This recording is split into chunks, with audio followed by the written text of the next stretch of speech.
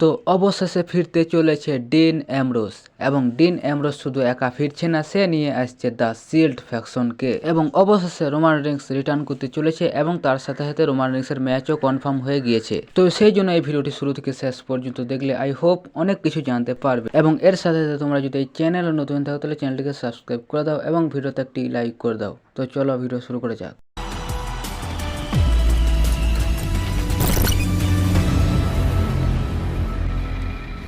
তো প্রথমে কথা বলা যাক যে রোমান রেইন্সের বিষয়টা নিয়ে।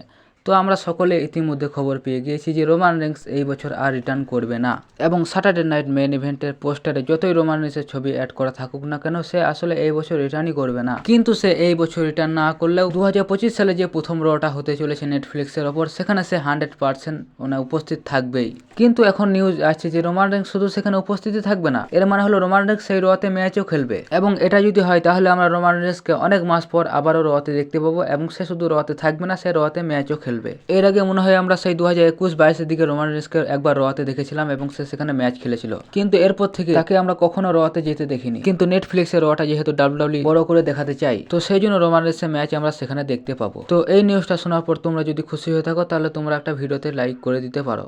তো যাই হোক, এবার কথা বলা যাক ডিন অ্যামব্রোসের ব্যাপারে। তো শেষ কয়েক বছরে ডিন অ্যামব্রোসের রিটার্নের ব্যাপারে অনেক আলোচনা সমালোচনা হয়েছে। কেউ বলেছে সে আজ রিটার্ন করবে, কেউ বলেছে সে কাল রিটার্ন করবে, কেউ বলেছে সে 1 মাস পর, আবার কেউ বলেছে সে 1 বছর পর রিটার্ন করবে। কিন্তু ডিন অ্যামব্রোসের WWE-তে আসা তো দূরে থাকছে, WWE-কে নিয়ে একটা কথাও পর্যন্ত বলেনি। কিন্তু আজকের এই ভিডিওতে আমি এমন কিছু বলবো, মানে এমন কিছু বিষয়কে তোমাদের সামনে উপস্থাপন করব যেগুলো শুনলে তোমরা বুঝতে পারবে যে ডিন অ্যামব্রোসের রিটার্নের সময় আর খুব বেশি দেরি নেই এবং সে খুব শীঘ্রই ফিরতে পারে WWE-তে। তো বর্তমানে যে AEW, যাকে আমরা অল এলিট রেসলিং বলে চিনি, তো অস্বীকার করার উপায় নেই যে খুব কম সময়ের মধ্যে অল এলিট রেসলিং অনেক বেশি উন্নতি করেছে এবং অনেক পুরনো রেসলিং কোম্পানি যেমন TNA, new Japan pro wrestling, ROH, তো এদেরকে AEW খুব কম সময়ের মধ্যে বিট করে ফেলেছে এবং অনেক বেশি এগিয়ে গিয়েছে। একই সাথে এখন WWE এর প্রতিপক্ষ হিসেবে কোনো কোম্পানি যদি থাকে তাহলে সেটা হচ্ছে AEW।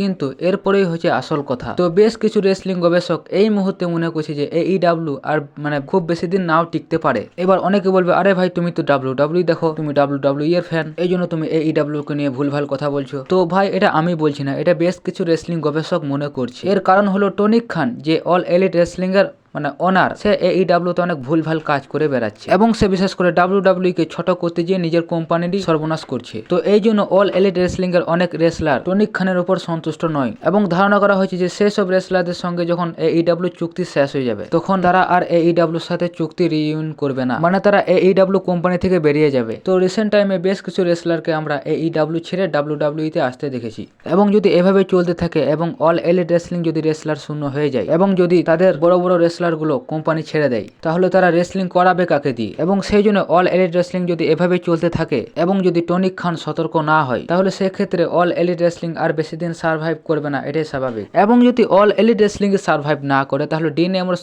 সেখানে থেকেই বা কি করবে? এবং সেক্ষেত্রে যদি ডিন অ্যামব্রোস AEW ছেড়ে দেয় তাহলে সে তো আর ঘরে বসে থাকবে না, সে নিশ্চয়ই অন্য কোনো কোম্পানিতে যুক্ত হবে এবং সে যে লেভেলের সুপারস্টার, তাকে যে কোনো কোম্পানি সাইন করতে চাইবে। তো সেক্ষেত্রে আমার মনে হয় না যে তার সামনে WWE থাকতে সে অন্য কোনো কোম্পানিতে যাবে। এবং যেহেতু এখন WWE তে ভিন্স ম্যাকম্যান নেই, এখন রয়েছে ট্রিপল এইচ এবং ট্রিপল এইচ এর পছন্দের রেসলারের মধ্যে ডিন অ্যামব্রোসও রয়েছে। তো সেই জন্য ট্রিপল এইচ যথাসম্ভব চেষ্টা করবে ডিন অ্যামব্রোসকে WWE তে আনার জন্য। তো সেক্ষেত্রে আমার মনে হয় ডিন অ্যামব্রোস এভাবে WWE তে আসতে পারে।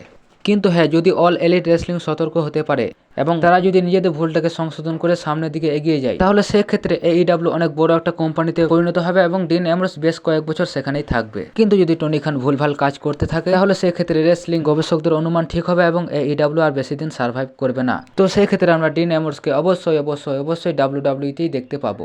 এবং ডিন অ্যামব্রোস যদি WWE তে আসে তাহলে সেক্ষেত্রে শিল্ডও খুব তাড়াতাড়ি WWE তে ফিরে আসবে এবং যেহেতু ডিন অ্যামব্রোসের WWE থেকে চলে যাওয়ার কারণে আর শিল্ড কখনো গঠিত হয়নি। কিন্তু যদি সেই ডিন অ্যামব্রোস আবার ফিরে আসে তাহলে সেক্ষেত্রে আমরা শিল্ডকে আবারও দেখতে পেতে পারি। তো আজকে ভিডিওটা এখানে শেষ করছি। ভিডিওটি ভালো লাগলে তোমাদের কাছে রিকোয়েস্ট, প্লিজ চ্যানেলটিকে সাবস্ক্রাইব করে দাও এবং ভিডিওতে একটি লাইক করে দাও।